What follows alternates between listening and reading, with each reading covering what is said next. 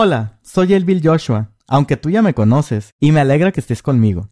Esto es Te lo cuento al oído, un espacio en que tú y yo nos pondremos al día. Hablaremos de recuerdos, temas geek y de cosas importantes de la vida. Algunas súper densas y otras para relajarnos un poco. Vamos, no puedo esperar para contarte. Me da mucho gusto tenerte por aquí otra vez. El día de hoy traigo mi camisa favorita, amarilla porque es mi color favorito, para hablar de uno de los temas menos favoritos o tal vez más intensos que vamos a tratar en este podcast. Como lo puedes ver en el título, es un juego de palabras que muy inteligentemente alguien que me quería hacer mucho daño cuando era niño, adolescente, utilizó para referirse a mí por mucho tiempo. Y así lo puse de moda, ¿no? En lugar de llamarme Josué, pues como era gay me decían Jotue. Muy creativos, ¿no? Para poder hacer daño a las personas. Pero bueno, para poder tomar ese tema vamos a abordarlo desde muchas circunstancias y cosas que quiero que platiquemos. Creo que es un tema muy importante de platicar porque vivimos en un mundo en el que hay mucho odio, hay mucha gente que solamente dedica su tiempo a hacer daño, ¿no? Y quiero que desmitifiquemos algunas de las cosas que rodean a este fenómeno.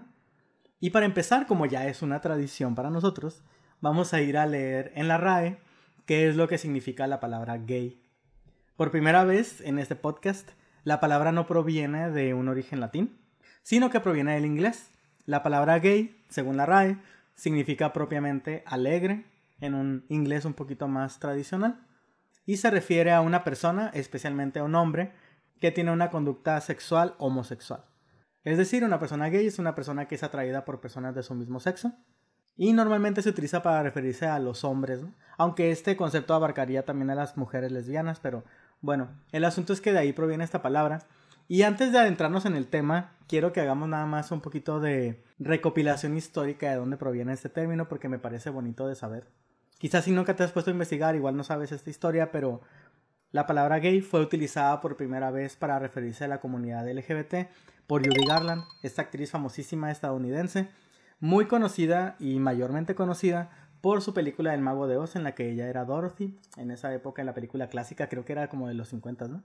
Ella era súper popular entre la comunidad LGBT debido a que era una persona que tenía una vida muy difícil y ella como persona, como figura pública, no dudaba en expresarlo, ¿no? Como en decirle a todo mundo que estaba pasando por cosas súper complejas, complicadas, que tenía una vida emocionalmente muy difícil, que sufría de muchos problemas. Y la comunidad LGBT, debido a esto, se identificaba mucho con su lucha, por el hecho de que ellos también tenían que estar viviendo siempre ese tipo de situaciones. Aunque ella no era una persona LGBT, tenía muchos de los problemas que la comunidad LGBT suele tener. Fue utilizada como una especie de ícono o de estandarte por estas personas para poderse referir a lo que ellos eran. En señal de afecto y de cariño hacia su público, les decía gays porque pues la palabra gay significaba alegre, ¿no? Que eran personas alegres, que eran personas pues buenas inherentemente y que ella los quería mucho. Y por eso ella les decía de esta forma y de ahí proviene lo que es el término en sí mismo. Es curioso porque también de manera recíproca las personas de la comunidad gay en esa época se hacían llamar los amigos de Dorothy. Era una especie de clave para no tener que decir que les gustaban las personas de su mismo sexo, porque pues esto, tú sabes que en esa época era muy fuerte decir que te gustaban, si eras hombre, que te gustaban los hombres, ¿no? Entonces, como no podían ir por ahí por la vida diciéndolo, lo decían de esta manera para no ser tan directos, ¿no? Por otro lado, también algo que es curioso es que la bandera LGBT, que ahora es muy conocida, de hecho aquí tengo mi banderita, como no queriendo la cosa que siempre la tengo ahí, fue inspirada inicialmente en parte porque la canción más famosa de Dorothy, pues de Judy Garland en esta película, era la de Over the Rainbow, que se refiere pues al arco iris, ¿no? Debido a esta influencia tan fuerte que tenía Judy Garland en la comunidad LGBT, adoptan como también ícono de su comunidad, tanto a ella como figura, como la bandera del arco iris que habla de la diversidad, ¿no? Como en la vida hay muchos colores diferentes que representan a diferentes personas que son distintas. Entonces de ahí proviene también lo de la bandera. Y curiosamente también, fíjate la influencia tan fuerte que tuvo esta persona, esta mujer, en la vida de toda la comunidad LGBT a nivel mundial, que si no lo sabías, la Marcha del Orgullo LGBT apareció o se hizo por primera vez en 1970 en Estados Unidos. Pero esto fue a raíz también de algo relacionado con Judy Garland. Ella, en 1969, en el mes de junio, muere. Esto fue un golpe fuerte, fue un duelo importante para la comunidad LGBT alrededor del mundo, porque pues ella era un ícono, era como la figura impulsadora de todo su movimiento, de esta liberación, de sentirse bien consigo mismos, entre otras cosas, ¿no? Entonces, al momento que ella fallece, pues hay muchos lugares en los que se reúnen personas de la comunidad LGBT, tanto gays como lesbianas, personas trans, drag queens, entre otros, que pues iban a celebrar, ¿no?, la vida de Judy Garland. Pero obviamente el ir a lugares de este tipo en el que había muchas personas LGBT reunidas, pues iba en contra de los estándares sociales, ¿no? Eso era ilegal, eran pervertidos que estaban haciendo cosas pervertidas en esos lugares, ¿no? De que hubo un evento que se hizo en Stonewall, en Estados Unidos, era un lugar, era un antro, por así decirlo, en el que se solían juntar personas a hacer show drag y la comunidad LGBT se reunía ahí para poder festejar y pasar la noche y demás, en un lugar seguro, ¿no?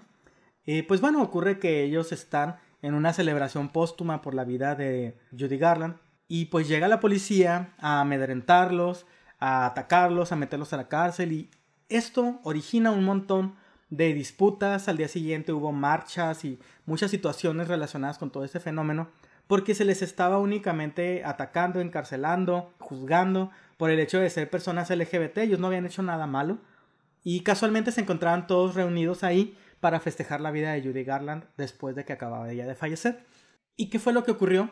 Que en conmemoración de esta fecha en la que ocurre esto, en este lugar, en el 69 en Estados Unidos, al año siguiente se retoma este movimiento y ocurre por primera vez en el 70 la primera marcha del orgullo gay, inspirada nuevamente por Judy Garland. Entonces por eso es por lo que ella es tan popular y como tan famosa como ícono LGBT y fue tan importante para todo este movimiento, e incluso la marcha del orgullo que ocurre cada año a nivel mundial fue inspirada por ella debido a su muerte, ¿no? Y cómo este fenómeno desencadenó un montón de injusticia social y de mucha incomodidad social que se mostró a través de marchas y de protestas de muchos sectores de la sociedad. Y es una tradición que ahora sigue existiendo y que creo que sigue siendo muy importante. Ahorita vamos a hablar un poquito también de estas cosas. Pero nada más se lo quería dejar aquí para poder tener como este beat un poquito de cultura general, que me parece una historia bastante interesante. Te recomiendo que vayas a buscar ahí por internet algún artículo que te platique ya con más detalle cómo ocurrió todo esto, porque no tiene desperdicio. Es algo que culturalmente vale la pena saber, aunque sea nada más por el dato curioso, ¿no? Y pues bueno, como te platiqué la semana pasada, el episodio de hoy vamos a platicar de algunas cosas bastante difíciles que me ocurrieron a mí en mi vida, principalmente durante mi adolescencia, mi juventud. Pero para poderlo platicar bien y para poderlo abordar correctamente, vamos a hablar un poco de manera cronológica acerca de mi vida, únicamente en lo que es esta área, ¿no?, del ser gay, de yo soy una persona LGBT.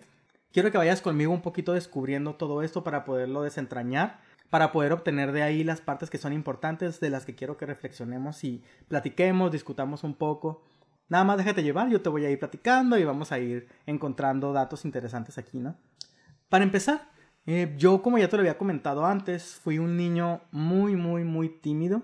Yo siempre fui un niño muy retraído. Era una persona que yo siempre estaba pues pensando en cosas de niños, ¿no? Yo hasta muy grande era súper inocente. A mí me gustaban mucho los juegos de video, me gustaba mucho jugar fútbol, pero desde muy pequeño a mí me gustaba mucho la tecnología. Yo recuerdo que yo estaba súper fascinado con los tamagotchis y con las pistas de carritos que eran como eléctricas, con las que los manejabas con los controlitos y tenías que armar la pista. Eran cosas que a mí siempre me gustaban mucho y que yo hacía desde que era yo niño y que era muy pequeño. Si te pones a pensarlo, realmente yo no tenía como un perfil del típico niño al que le gustan las Barbies y que es como afeminado y demás. Yo considero que era un niño bastante normal en el término heteronormado, digamos, que yo no mostraba en realidad ninguna orientación especial durante mi infancia. Y mi vida tampoco giraba en torno a eso, ¿no? Como te decía, yo era un niño muy normal que pensaba en cosas de niños. Yo no estaba pensando en relaciones amorosas ni nada. Hasta bastante más grande. Incluso me gustaba mucho el fútbol. Yo jugaba fútbol con mi hermano.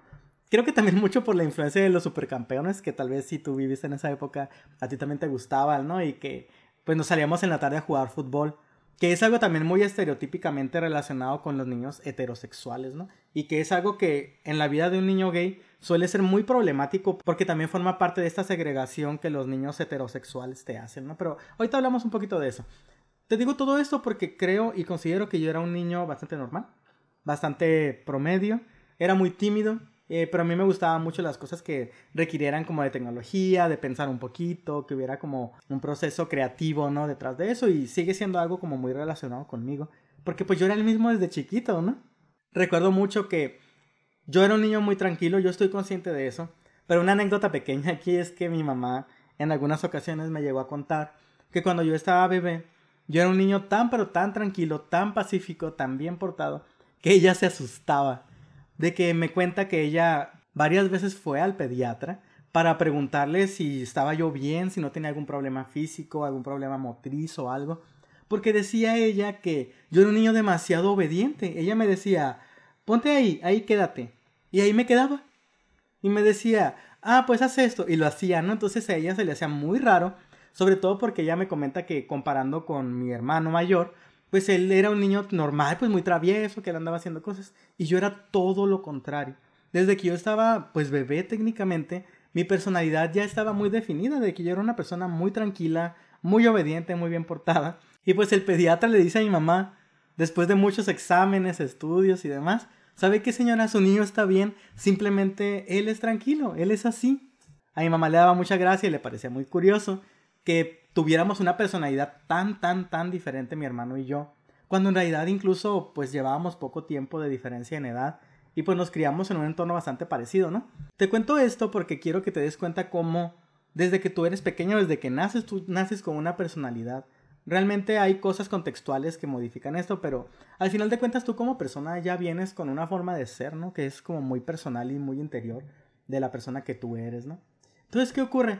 Que pasa el tiempo, yo sigo con mi vida normal de niño, que a mí me gustan mucho los videojuegos, yo me emocionaba mucho, a mi papá le gustaba jugar también juegos de video, a mi mamá también. Recuerdo que jugábamos a la Sega ColecoVision y al Atari y luego a la NES y jugábamos al juego de los patitos, ¿no? También después el Super Mario 3, que es uno de los juegos que más me voló la cabeza toda mi vida. Y sigue siendo mi juego favorito porque hay como muchos recuerdos que están ahí guardados en mi corazón respecto a este juego. A mi mamá también le gustaba, incluso ella lo terminaba. Pero yo no caía en cuenta del hecho de si me gustaban los hombres o las mujeres. ¿Cuándo ocurre esto? Cuando yo ya tengo como 15 años. Para esto realmente todo el tiempo previo yo nunca había estado interesado como ni en niñas, ni niños, ni en nada, ¿no? Yo era un niño como que siempre estuvo muy embebido en la escuela porque yo era el niño del 10 de siempre, ¿no? Era muy estudioso, era muy disciplinado y también me gustaba mucho las cosas electrónicas, los videojuegos y esas cosas que ahorita te platiqué, ¿no? Y recuerdo mucho que cuando tenía como 15 años aproximadamente, una vez estaba en televisión una película que se llama De ladrón a policía. Es una película cómica tonta en la que aparece un actor que se llama Luke Wilson, porque él era el novio en la película de Legalmente Rubia. Entonces él es Luke Wilson, es el actor. Te lo digo porque yo cuando estaba viendo esa película fue la primera vez que de una manera como muy sutil me di cuenta que me gustaba. Yo lo vi y lo veía y yo sentía como una especie como de admiración, como si quisiera, no sé, abrazarlo o algo así. No era realmente algo sexual, era más bien una sensación como de que yo quería quererlo, no sé si me explico. Pero te lo cuento porque este despertar realmente muchas personas lo tienen antes. Yo hasta como los 15 años fue que me comencé a dar cuenta de esto. Sin embargo, hasta un poco más adelante fue cuando me di cuenta de verdad, ¿no? De que a mí me gustaban los hombres. Sin embargo, cuando yo estaba en la primaria, yo comencé a padecer de mucha segregación, de mucha discriminación por parte de mis compañeros. Sinceramente yo no sabía por qué, pero comenzó a ocurrir que debido a que en la primaria, ya sabes que siempre salen al receso, al recreo, y todos se van a jugar fútbol, ¿no? Pues a mí, como no me invitaban o como no me trataban bien cuando jugaba fútbol con ellos, pues yo mejor me iba, me la pasaba solo abajo de la escalera, literalmente me la pasaba la media hora abajo de la escalera. Para mí el recreo era la parte difícil de la escuela. Yo era muy bueno en la escuela, pero menos en el recreo. Era la parte que se me complicaba mucho porque la gente me rechazaba. Yo no entendía por qué. Parece que todos se daban cuenta que yo era gay menos yo. Entonces llega el momento en que entro a la secundaria. Cuando comienzo a descubrir esto, es algo que me da mucho miedo porque pues en mi época, yo me crié en los 90, nací en el 84. Era una época en la que esto todavía era muy tabú, era muy difícil hablar de estos temas. La sociedad todavía en México no estaba muy preparada para poder aceptarlo, ¿no? Y yo tenía bien grabado en mi mente que eso era malo, la televisión me lo decía, la gente me lo decía. Todo lo relacionado con ese tema me daba muchísimo miedo. Yo no quería ser un freak, yo no quería ser un raro que hacía cosas malas, sentía que me iba a ir al infierno. Pero porque yo no entendía qué es lo que me estaba pasando y imagínate, piensa en cómo yo era un niño tan introvertido, tan callado, que realmente le costaba tanto expresar sus emociones y decir las cosas. Aparte estaba joven, estaba muy niño. Y además de eso me daba mucho miedo el tener que confrontarlo. Ocurre que, como te decía, llego a la secundaria. Y en la secundaria empieza este proceso en mi vida que es muy difícil y que es muy complicado para mí. Porque como te lo decía ahorita, todas las personas se daban cuenta, al parecer, de que yo era gay, menos yo. Yo ni siquiera estaba consciente de eso, como te digo yo, hasta que tenía como 15 años, que era cuando ya iba a terminar la secundaria. Es cuando comienzo a descubrirlo. Pero antes de eso yo no lo sabía. Y lo que ocurría era que la gente de la escuela me veía y pues yo era un niño súper inteligente, que yo hasta iba a concursos de matemáticas, de física, pero empezaron a molestarme, empezaron a decirme cosas, a hacerme bullying, a segregarme. Yo no sabía qué hacer porque yo no entendía por qué me hacían eso. Yo no entendía por qué les molestaba que yo existiera. Yo de verdad era un niño muy bueno. Yo no me metía con la gente, yo no les hacía daño, no los insultaba. Pero pues hay gente que tiene mucho odio guardado, hay gente que tiene muchos problemas y seguramente ellos estaban pasando por cosas difíciles en sus familias o algo. E iban y se desquitaban conmigo. El problema de esto es que cuando ocurre un fenómeno así con una persona o dos, pues de pronto es manejable, ¿no? Mucha gente dice, ay, pues ignóralos. Pues sí, pero yo te pregunto a ti, ¿cómo le harías para ignorar a 30 personas que todos los días los tienes que ver y que vas y le dices al prefecto, a la prefecta, a la dirección y te ignoran? Yo sí fui al CELABO, yo les dije en la escuela, pero decían, ay, es que así son los niños, es que así son los muchachos, ya se va a pasar. ¿Y qué pasaba? Que me dejaban ahí a mí nada más. Se comenzó a convertir en una situación súper estresante, súper fuerte para mí. Cada mañana me levantaba con un pánico horrible de ir a la escuela porque estaba toda la gente ahí que me amedrentaba. Y poco a poco comenzó a evolucionar de los insultos, los empujones, las referencias físicas, las burlas que me decían jotue para acá y para allá. Y fíjate, yo era el niño inteligente, el del mejor promedio en la escuela y ni así me hacían caso, ¿eh? Y bueno, me decían cosas hasta que empiezan a golpearme. Había un grupito de amigas entre comillas, que fingían que me querían o que me trataban más y no sé qué. Pero ¿sabes qué era lo que hacían? Que ellas fueron las primeras que empezaron a golpearme. Ocurría que en esa época había mucho machismo, había una misoginia interiorizada muy fuerte y en las ocasiones que yo traté de defenderme, ellas iban y se quejaban en la escuela y ¿sabes a quién es al que suspendían y al que regañaban? A mí.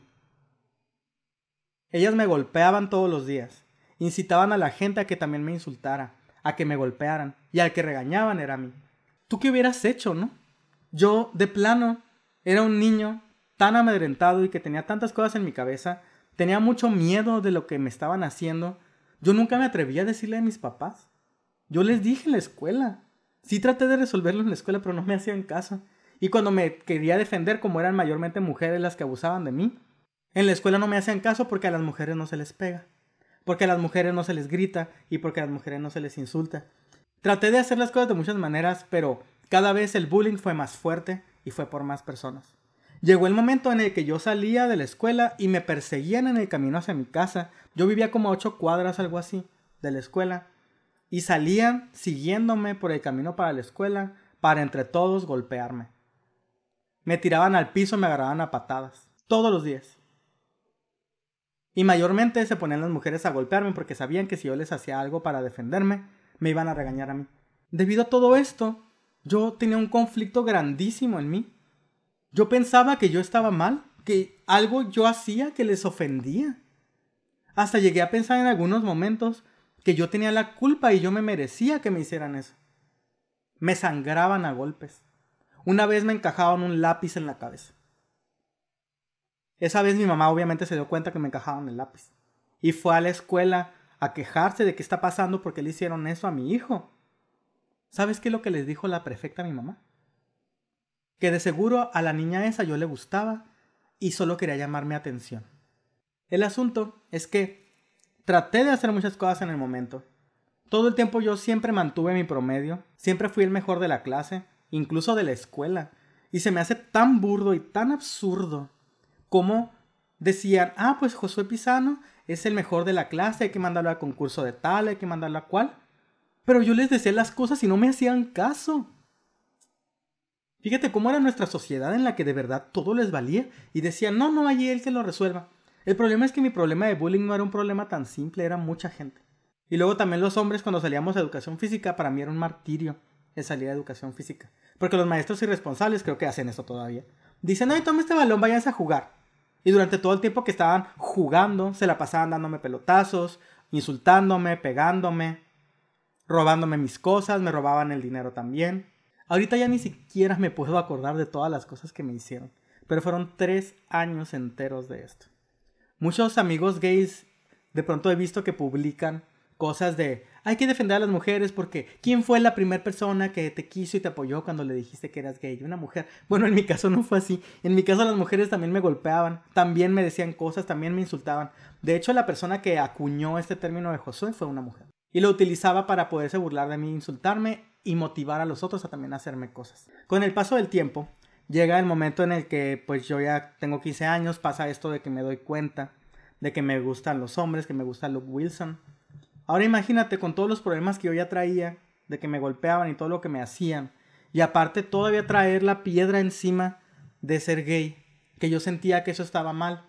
Y pensé, pues por esto es por lo que me hacen todo lo que me hacen, porque estoy mal, porque soy un pervertido, porque yo no debo de hacer eso. Fíjate todas las cosas que yo traía encima, solamente por el hecho de que vivía en una sociedad que no podía entender que hay personas gays y ya. Que es algo muy simple y que no le afecta a nadie.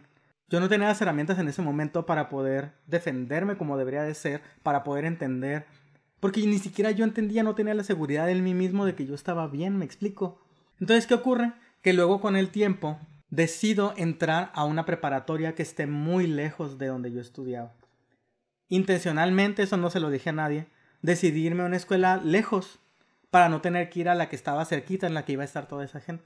Lo hice porque de esa manera yo tenía la posibilidad de volver a empezar de cero, de poder ir a un lugar en el que lo más probable era que no hubiera gente que me conociera y yo pudiera crear una nueva imagen de mí ahí, pudiera volver a ser alguien a quien no era ya el que abusaban de él, que no era la persona a la que le calificaban de jotué, que no era la persona a la que todo el tiempo utilizaban para poder estarse burlando. Y decido entrar a esta preparatoria bien lejos. Tenía que levantarme bien temprano, muchas horas antes, porque me iba caminando. Y eran como 10, 15 kilómetros, no me acuerdo, creo que más, para poder llegar a la escuela. Pero para mí estaba bien. Era un buen precio a pagar con tal de no tener que estar rodeado de esas mismas personas tan tóxicas y tan malvadas que me hacían todo ese daño. Y lo que ocurre es que en la preparatoria, en efecto, llego, comienzo a hacer nuevas amistades, tanto hombres como mujeres en la escuela. Comencé a ser amigable, a tener más amigos. Poco a poco las personas fueron abriéndose conmigo, fueron siendo buena onda conmigo, ahí ya no me insultaban. Y comencé a generar más seguridad en mí mismo. Durante todo el proceso de la preparatoria, creo que fue una época muy buena, conocí a muy buenos amigos ahí. Personas que hasta la fecha siguen siendo mis amigos, seguimos viéndonos con frecuencia. Incluso esta semana pasada acabamos de hacer una reunión así como para poder platicar y actualizarnos de nuestras vidas. Que son personas muy buenas, muy valiosas que encontré ahí. Pero fue, la verdad, creo que tuvo mucho que ver con el hecho de que yo tomara esa estrategia de poder cambiar y poder hacer un borrón ahí. Y es muy chistoso porque yo como estrategia también dije, bueno, para poder evitar que pasen estas cosas que me pasan, voy a juntarme con los cholos, voy a hacerme con los cholos ahí amigo para que me defiendan. Y en efecto, lo logré. Y yo por eso en esa época andaba con mis pantalones gigantes y me puse de rebelde y traía mi cadena en la cartera y un montón de cosas que no tenían nada que ver conmigo, pero fue una manera de mimetizarme con las otras personas para que pudiera yo tener un círculo de protección como de confianza, que me ayudó mucho con el paso del tiempo a poderme sentir mejor conmigo mismo, a poderme sentir más seguro, a poder volver de la escuela y no tener miedo de que me hagan algo. Incluso hice buenos amigos hombres que me defendían si alguien trataba de hacerme algo. Y bueno, a raíz de esto comienzo a tener una vida más positiva, comienzo a aceptarme a mí mismo. Es en la época en la que le digo a la gente ya que soy gay. La mayoría de las personas lo aceptan como algo normal, como algo cool. Y de esta manera comienzo a vivir una vida menos negativa relacionada con esto. Conozco al que fue mi primer novio. Y las cosas empiezan a mejorar mucho. Pero una enseñanza que tuve, entre muchas, relacionada con este tema es que por eso es por lo que Yo soy una persona que defiende tanto a la gente que es vulnerable, que es indefensa, y a los animales. Porque a mí me parece que no hay persona más maldita que la que le hace daño a alguien que es vulnerable. De verdad que tienes que tener mucha caca en el cerebro, fenómeno al que yo le llamo coprocefalia. Es un término que me inventé, que se refiere a esto, ¿no? De gente que está mal de la cabeza, que está tonta, que tiene, como les decía, caca en el cerebro. Y que en realidad ven la vida de una manera que pues está mal y quieren hacerle daño a la gente buena, a la gente indefensa. Y por eso yo cuido tanto a mis mascotas y quiero tanto al guapito, mi perrito, y a mi gatita Ari. Y los cuido como si fueran mis hijos porque yo decidí adoptarlos. Y su vida es muy importante, su salud también es muy importante. Y nada, pues de ahí tengo como que eso que surge de mí porque yo viví esa situación de tanto abuso y de tanto dolor y tanto maltrato que de verdad no se lo deseo a nadie en el mundo le deseo que le pase algo como eso. Porque no todos tenemos la posibilidad de resolverlo como lo resolví yo. No todos quizás podamos salir victoriosos de esas batallas y son cosas que te dejan cicatrices que son muy difíciles de quitar de ahí. Te generan muchos problemas de autoestima, de tratar de estar validándote ante los demás por todas las cosas que los demás te hicieron, que llega el punto en que de verdad te crees que tú eres el que está mal, que tú eres el que las cosas que haces le ofenden, ¿no? A los demás. Y después todavía cuando estoy en la preparatoria, yo no había salido del closet. Sin embargo, en una ocasión con mi primer novio, él estaba de visita en mi casa, estábamos viendo El Espinazo del Diablo, la de Guillermo del Toro. Y yo me acuerdo que pues ya era tarde, mis papás se metieron a dormir, mis hermanos también. Yo me quedé en la sala y me quedé dormido durante la película porque estaba yo cansado, no recuerdo por qué. El caso de que él se queda despierto y cuando se acaba la película me dice, oye, ya me tengo que ir, ¿me acompañas a la puerta? Y ya, pues yo medio ahí modorro, me despierto y voy hacia la puerta. Y cuando le abro para que ya se vaya, me dice, ¿te puedo dar un beso? Y yo, pues sí, ¿no? Pues para mí era algo como, sí, pues ya se va. Y ya pues me da un beso, pero algo así como súper inocente, como un besito así de piquito. Y resulta ser que en ese momento exacto en el que pasa eso, mi mamá iba saliendo porque iba a ir al baño y tenía que cruzar por ahí por la sala.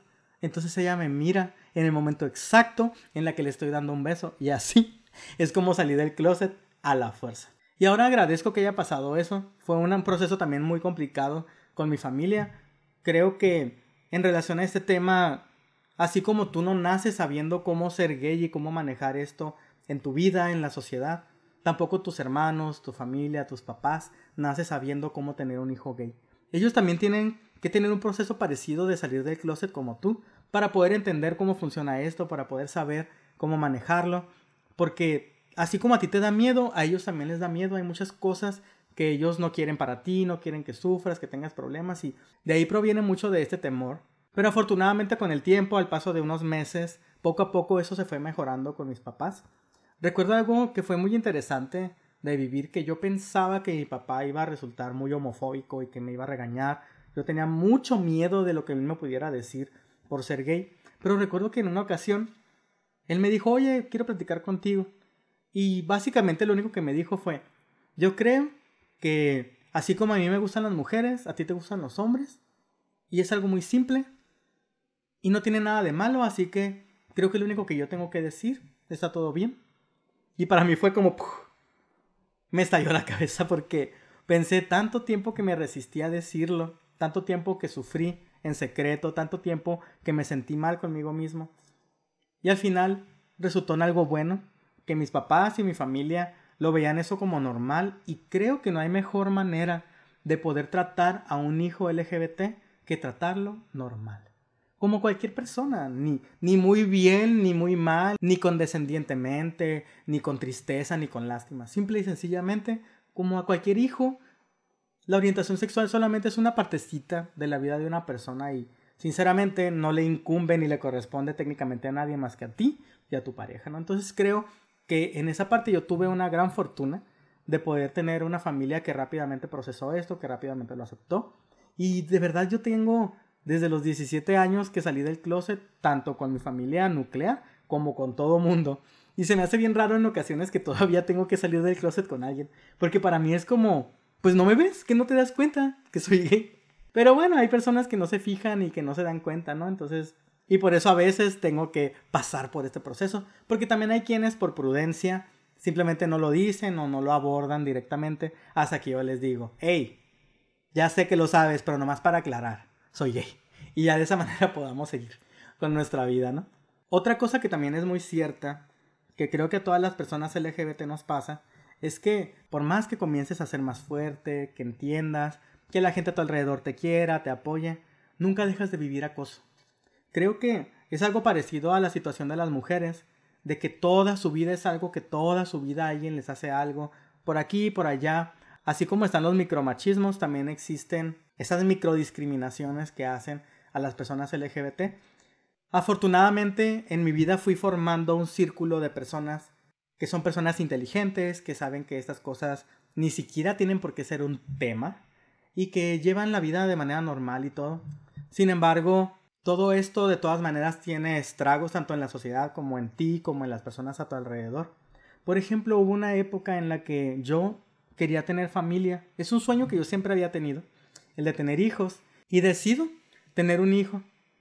En esa época no tienes idea de cuánta gente me dijo cosas tan, pero tan horribles. Se me hacía tan triste y tan frustrante el hecho de que las personas no pudieran darse cuenta de que yo considero que soy una persona maravillosa.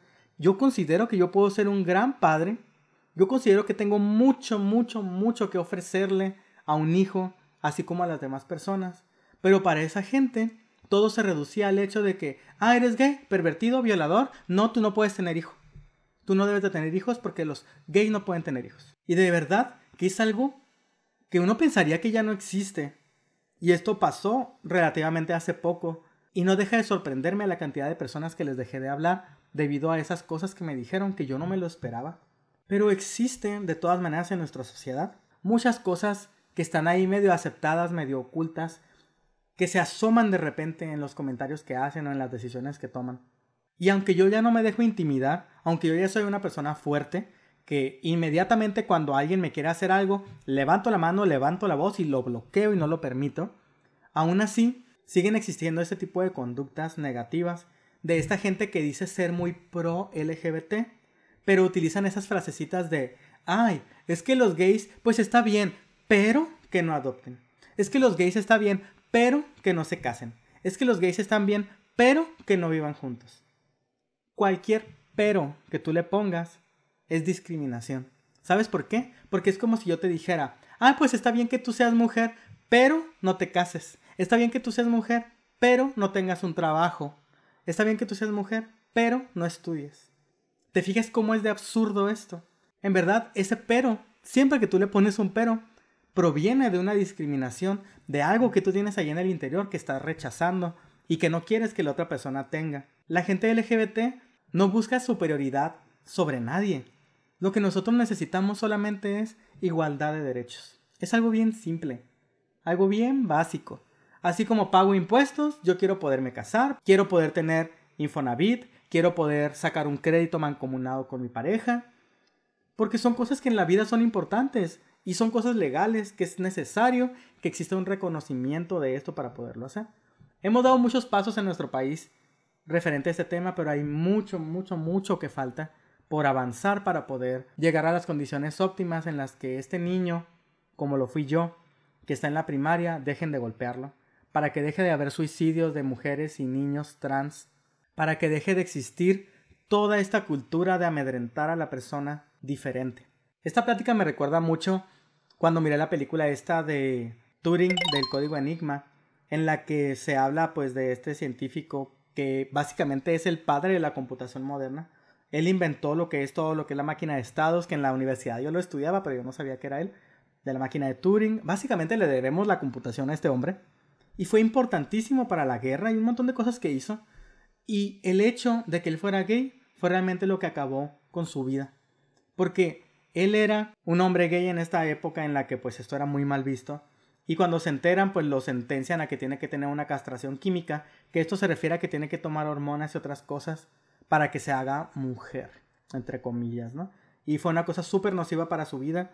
El asunto es que termina suicidándose con cianuro debido a todos los estragos y toda la frustración, la tristeza, la depresión que le provoca el hecho de que no se pueda simplemente aceptar que él sea quien es. Y perdimos a una persona súper brillante, súper importante como muchas otras que han existido en la historia, solamente por la discriminación, por la ira y por todas estas cosas negativas que tenemos en contra de los demás y que utilizamos como blanco a las personas vulnerables. Y ahora que menciono esto es una situación que también se puede extrapolar a muchos sectores de la población que son vulnerables. Por ejemplo, las mujeres, las personas morenas, que son discriminadas también. Las mujeres trans o los hombres trans también son personas que son muy amedrentadas. No sé si lo sabías, pero hay una tasa de feminicidios trans o de transfeminicidios tan altísima en nuestro país que es absurdo solamente de pensar la cantidad de personas que mueren solamente por odio. Y al mismo tiempo, la expectativa de vida de una mujer trans en México es de 35 años en la actualidad. ¿Sabes por qué? Porque las matan. ¿De verdad? Las matan. ¿Por qué? Porque a alguien tonto con coprocefalia le molesta su existencia. Pero ¿sabes qué? Las personas LGBT tenemos que dejar de estar guardados en el closet. Tenemos que dejar de tener vergüenza de ser quienes somos. Tenemos que dejar de ocultar secretos como este. Tenemos que dejar de pensar que estamos mal. Tenemos que dejar de pensar que tenemos algo roto. Y por eso es que decidí al empezar este canal también poner ahí mi banderita. Que si bien no es algo que yo estoy diciendo todo el tiempo porque solo es parte de mi vida personal, de mi vida de pareja, es algo que es real en mi vida y es importante y ya no le tengo miedo y ya no voy a dejar de decirlo, no lo voy a ocultar porque no tiene nada de malo. Y es necesario gente que haga activismo, gente que diga, hey, estoy aquí, mírame, existo. Porque la gente quiere hacer como que no existimos. La gente quiere hacer como que no importa nada de lo que hacemos o dejamos de hacer. Pero ¿sabes qué? Sorpresa, somos parte de la sociedad. Somos parte productiva del mundo. Y es necesario, importante e irrefutable que las personas LGBT tenemos que tener un entorno para vivir simplemente igual que el de los demás. Igual de aceptable que el de cualquier persona. ¿Y sabes qué? Otra cosa que es importante que quiero también comentar contigo es el hecho de que muchas personas LGBT no necesitamos que nos entiendan. No necesitamos que tú pienses, oh, yo también voy a ser gay, o cómo sería ser gay. ¿Sabes qué es lo que necesitamos? Simplemente que aceptes que hay personas distintas a ti y que somos normales como cualquier otra. ¿Sabes que a nosotros también nos parten el corazón? Que nosotros también lloramos, que vemos una película triste o feliz y nos ponemos alegres, como yo que nos gustan los juegos de video, que nos gusta viajar, que trabajamos, que tenemos profesiones. Las mujeres trans también estudian, sorpresa, no solamente son prostitutas. También hay mujeres trans como mi amada Ofelia Pastrana, que si no la siguen, síganla, es una persona maravillosa, tiene un canal en YouTube.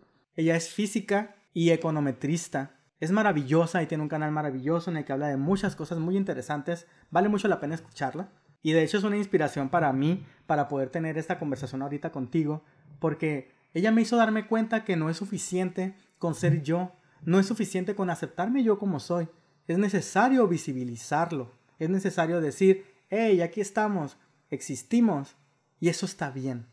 Otra cosa que quiero dejar aquí en esta plática contigo es que si tú conoces a una persona LGBT, que seguramente sí, y quizás no solo una, sino muchas, lo mejor que puedes hacer es tratar a esta persona como una persona normal, porque tiene emociones y sentimientos como todos, tiene problemas laborales como todos, y pues simplemente apoyarla si tiene problemas relacionados con su orientación sexual. Muchas veces necesitamos que alguien nos escuche, platicar, ayudarle a sentir y darse cuenta que todo va a estar bien, que su vida no se va a convertir en un infierno. Y también habemos personas LGBT que estamos orgullosos, emocionados, eufóricos de ser quienes somos. ¿Por qué? Porque eso está bien. Y ya no vamos a seguir guardándonos eso para la intimidad, porque no tiene nada de malo. Y también otra cosa que era algo con lo que yo también estaba peleado anteriormente, es que a mí me molestaba lo de la marcha del orgullo, ¿no? Me molestaban las drag queens. Sentía que era gente que nos hacía ver mal a nosotros los que éramos la gente más heteronormada, que vivíamos una vida muy normal siendo gays. Sin embargo, ahora ya lo entiendo, ya me di cuenta de cómo es tan importante este tipo de movimientos, porque esas personas de las que la comunidad LGBT muchas veces se avergüenza, que son las drag queens, que son las mujeres trans, los hombres trans y demás, son quienes en verdad van y se plantan enfrente de todos, van y se plantan enfrente de las instalaciones de gobierno y son los que gritan por nosotros, que van y piden derechos por nosotros. Y esos que somos tibios como yo lo era, somos las personas que reciben el beneficio y solo se la pasan quejándose de los que en realidad están haciendo ese activismo. Es necesario que siga ocurriendo todo esto. ¿Sabes por qué? Porque hasta la fecha no tenemos una igualdad de oportunidades como el resto de las personas. Y simplemente a nivel legal, aquí no tiene nada que ver las religiones, no tiene nada que ver las creencias personales ni nada. Esto solamente se trata de ser las personas normales, comunes, como cualquier otra, con las mismas situaciones, oportunidades, y que dejemos de concentrarnos en el hecho de qué nos gusta o qué no nos gusta para podernos definir como personas. Y de aquí también creo que, así como las marchas son necesarias, es necesario las etiquetas. Tengo un muy buen amigo que recuerdo mucho cuando lo conocí, que le pregunté, ¿eres gay? Y me respondió, yo no me pongo etiquetas, bla, bla, bla. Me tiró un choro larguísimo. Todavía lo recuerdo, me da mucha risa. Un choro muy largo. Entonces luego de que dejó de decirme, de escribirme, le dije, ¿eres gay? Y me dice, pues sí. Y le digo, ¿ves? Es así de simple. Pero bueno, por lo que te digo lo de las etiquetas es porque son importantes. Es importante decir, hey, yo soy gay. Y mira cómo soy una persona completamente normal. Deja de pensar que los gays somos algo en específico, porque así como en la gente heterosexual hay una gama infinita, inmensa, de diferentes tipos de personas, personalidades, gustos y demás, en la gente LGBT también. Todos somos diferentes, todos somos personas diferentes. Simple y sencillamente tenemos que dejar de segregar, tenemos que dejar de pretender que hay uno que es mejor que el otro. Dejar de pretender que existe una superioridad por el ser un gay estereotípicamente masculino. ¿Sabes qué? Está bien tener pluma, está bien ser afeminado. ¿Qué importa si eres tú? ¡Qué bueno! Y me da mucho gusto que ahora ya hay generaciones que desde más jóvenes pueden salir del closet y pueden hacer drag y que pueden decir soy gay con menos temor a que les pase cosas como las que yo viví. Pero ¿sabes qué? Todavía hay gente que vive cosas como las que yo viví. Tenemos que lograr que eso deje de ocurrir. Tenemos que comenzar a sembrar para que en el futuro podamos cosechar cosas positivas para toda la gente, y no nada más a la gente LGBT, también a cualquier otro sector de nuestra sociedad que viva oprimida, porque sigue habiendo mucha gente muy homofóbica, muy transfóbica, muy todofóbica, y tenemos que aprender a desintegrar este tema, porque necesitamos desaparecerlo, porque es nocivo, le hace daño a la gente, y eso provoca que mucha gente tenga graves problemas en su vida, o que se suiciden. Hay muchísimos casos y sé que parece un argumento barato de que todo el mundo dice, ay, es que para evitar los suicidios. Pero de verdad sigue pasando y tiene mucho que ver también con esto en muchos casos, más en las personas trans, que les genera esto tantos problemas, tanto sociales como laborales, de autoestima, de todo tipo, que de plano terminan acabando con su vida en medio de tanta depresión y tanta tristeza. Pero como dice Ofelia Pastrana, ella tiene euforia de género, porque no solamente está la disforia, también hay quienes están felices de ser lo que son, y eso hay que celebrarlo. Hay que aprender a celebrar la diversidad, hay que aprender a celebrar que no todos somos iguales, que hay mucha gente que piensa diferente, así como se conduce diferente, y tiene orientaciones sexuales diferentes. ¿Y sabes qué? Eso está muy bien, porque al final no importa. El que una persona que es tu amistad tenga una orientación u otra, a ti no te incumbe. Solamente le incumbe a esa persona y tal vez a otra persona con la que tenga una relación. Y ya. Es algo tan, pero tan simple que a veces que lo pienso me parece tan absurdo que tengamos tantos problemas y siga habiendo tantos problemas con esto en nuestro mundo. Porque si aprendiéramos a aplaudir en lugar de apedrear, la vida sería mucho mejor para todos. Así como en el episodio 1 de este podcast te comentaba que hay que celebrar el éxito de la gente, también hay que celebrar el que las personas sean distintas, el que la gente sea diversa, el que haya muchos colores como allí en la bandera. Porque así es el mundo y es maravilloso y el mundo es a colores. Y por eso me gusta tanto mi camisa amarilla, porque es colorida, porque yo soy colorido. ¿Sabes por qué? Porque soy feliz.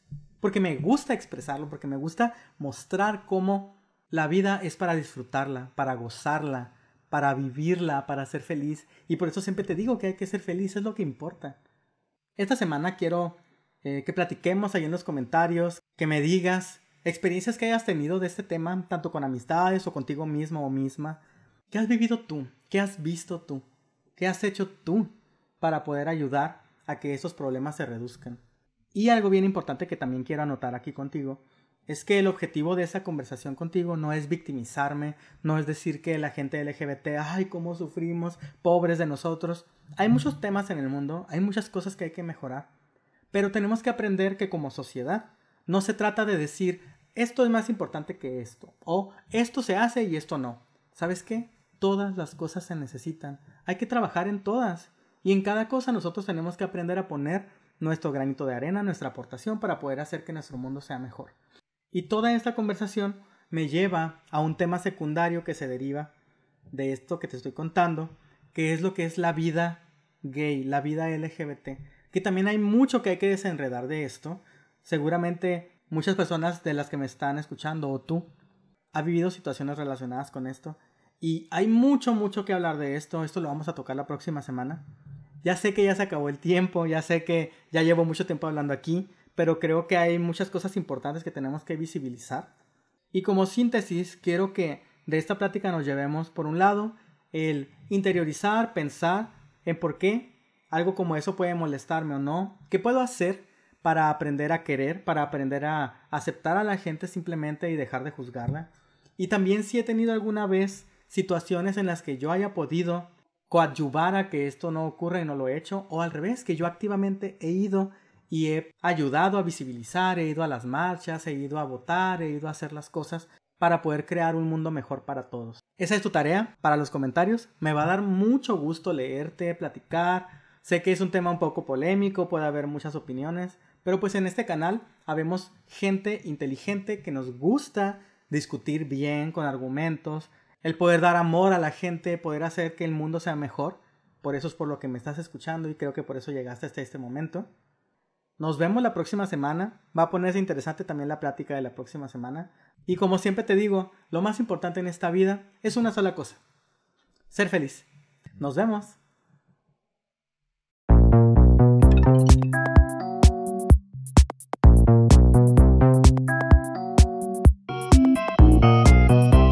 Este programa fue utilizado para colonizar la Luna en películas de ciencia ficción.